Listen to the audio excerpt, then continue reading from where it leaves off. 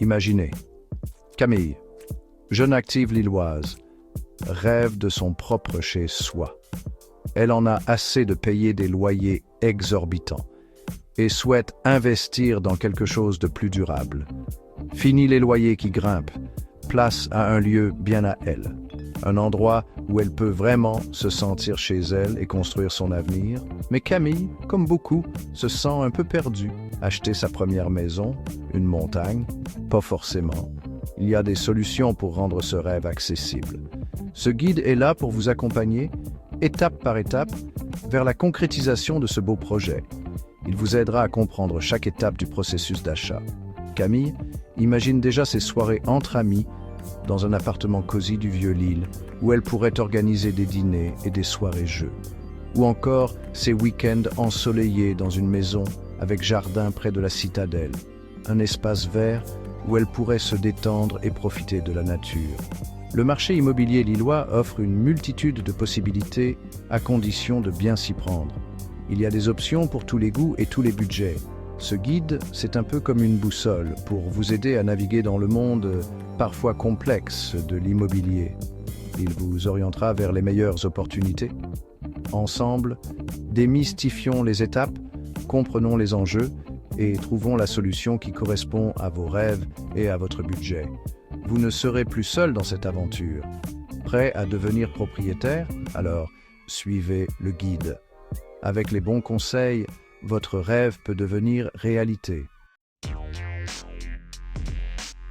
Avant de vous lancer dans la recherche de votre nid douillet, il est essentiel de faire un état des lieux de vos finances. Cela signifie examiner de près vos revenus, vos dépenses et vos dettes actuelles. Une bonne compréhension de votre situation financière vous permettra de prendre des décisions éclairées et d'éviter les mauvaises surprises. C'est comme pour un bon plat, il vous faut les bons ingrédients avant de commencer la recette. De la même manière, une préparation minutieuse de vos finances est cruciale pour réussir votre projet immobilier. Première étape, calculez votre taux d'endettement. Ce taux vous donne une idée claire de votre capacité à gérer de nouvelles dettes. Ce chiffre magique, c'est le pourcentage de vos revenus mensuels consacrés au remboursement de vos dettes. Un taux d'endettement élevé peut limiter vos options de financement. Les banques sont attentives à ce ratio, généralement plafonné à 33%. Si votre taux dépasse ce seuil, il peut être difficile d'obtenir un prêt. Deuxième étape, estimez votre capacité d'emprunt. Cela vous aidera à déterminer le montant que vous pouvez raisonnablement emprunter sans mettre en péril votre stabilité financière.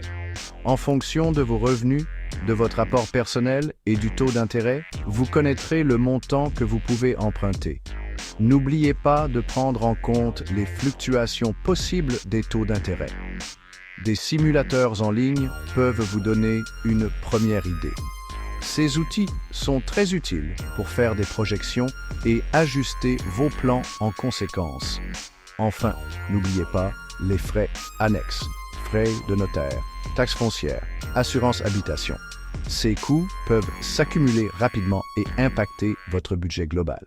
Ces dépenses, souvent oubliées, peuvent représenter une somme importante. Il est donc crucial de les inclure dans vos calculs dès le début. Mieux vaut les anticiper dès le départ. Une planification financière rigoureuse vous permettra de réaliser votre rêve immobilier en toute sérénité. L'apport personnel, c'est le sésame pour obtenir un prêt immobilier. Plus votre apport est important, plus vous inspirez confiance aux banques et plus vous réduisez le coût total de votre crédit. Fixez-vous un objectif d'épargne réaliste et tenez-vous-y. Programmez des virements automatiques sur un compte dédié, même de petites sommes. Chaque euro compte. Renseignez-vous sur les dispositifs d'épargne logement comme le PEL, Plan Épargne Logement. Ils offrent des avantages fiscaux et peuvent vous aider à constituer votre apport plus rapidement. N'hésitez pas à solliciter l'aide de vos proches. Un prêt familial à taux zéro, un coup de pouce pour l'apport. Leur soutien peut faire la différence. Appartement cosy dans le Vieux-Lille, maison avec jardin à Oisems. Avant de vous lancer dans des visites, Définissez précisément vos besoins et vos envies. La localisation est primordiale.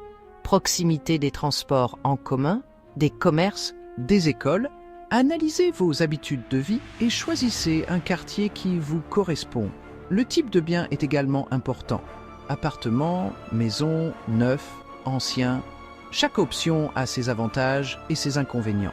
Réfléchissez à vos besoins en termes d'espace, de travaux et de budget. N'oubliez pas le potentiel du bien à long terme. Sa valeur va-t-elle augmenter? Les travaux de rénovation sont-ils envisageables? Autant de questions à se poser pour faire un choix judicieux. Section FIV. Le marché immobilier lillois. Décryptage. Le marché immobilier lillois est dynamique et attractif. Avant de vous lancer, il est important de vous familiariser avec ses spécificités. Les prix de l'immobilier à Lille varient considérablement d'un quartier à l'autre. Le Vieux-Lille et Vauban, très prisés, affichent des prix plus élevés que des quartiers plus populaires comme Oisems ou Moulins. La demande étant forte, la concurrence entre acheteurs peut être rude. Mieux vaut être réactif et bien préparé pour ne pas rater la perle rare. Familiarisez-vous avec les aspects juridiques de l'achat immobilier en France. Le compromis de vente, document engageant pour l'acheteur, doit être étudié attentivement avant signature. Section 6. Emprunter malin. Obtenir un prêt immobilier. Le prêt immobilier est un engagement important, il est donc crucial de comparer les offres et de négocier les meilleures conditions. Ne vous précipitez pas sur la première offre venue. Consultez plusieurs banques et courtiers en prêt immobilier pour obtenir un comparatif complet des taux, des assurances et des frais de dossier. Négocier. Les banques sont ouvertes à la négociation, surtout si votre profil est attractif. N'hésitez pas à faire jouer la concurrence pour obtenir le meilleur taux d'intérêt. Renseignez-vous sur les différents types de prêts immobiliers. Prêt à taux fixe, prêt à taux variable, prêt capé. Chaque formule a ses avantages et ses inconvénients. À vous de choisir celle qui correspond le mieux à votre situation. Section 7. Papier, s'il vous plaît, aspect juridique et administratif. L'achat immobilier en France implique un certain nombre de démarches administratives et juridiques. Pas de panique, c'est plus simple qu'il n'y paraît. Le notaire, officier public, est le chef d'orchestre de la transaction immobilière. Il vérifie la validité des documents, authentifie la vente et assure la sécurité juridique de l'opération. Le compromis de vente, document clé de la transaction, engage l'acheteur et le vendeur. Lisez-le attentivement avant de le signer et n'hésitez pas à poser des questions à votre notaire si besoin.